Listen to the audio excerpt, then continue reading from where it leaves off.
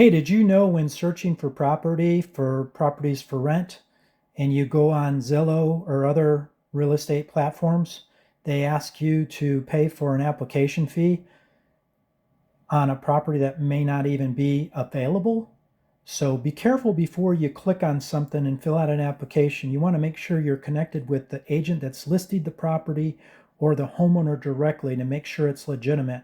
I myself, as a real estate agent with Keller Williams First, I've advertised properties on Zillow, Turbo Tenant, and a number of other platforms to find out that they are stealing my clients away from me, getting them to pay application fees for properties that may already have fulfilled as a rental, or properties that have sold. So just be on the lookout for that. And if for any reason that you get charged for an application fee and you find out that the property wasn't even available or listed, you can reach out to that platform like Zillow customer support and see about getting your money back. If nothing else, then go to your credit card company that you were charged, or your bank, and dispute that charge with them. Hope that helps, and good luck.